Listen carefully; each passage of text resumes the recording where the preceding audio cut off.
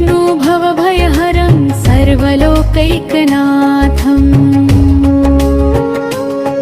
यं ब्रह्मा वरुणेन्द्ररुद्रमरुतस्तुन्वन्ति दिव्ये स्तवै वेदैः साङ्गपदक्रमोपनिषदैः गायन्ति यं सामगाः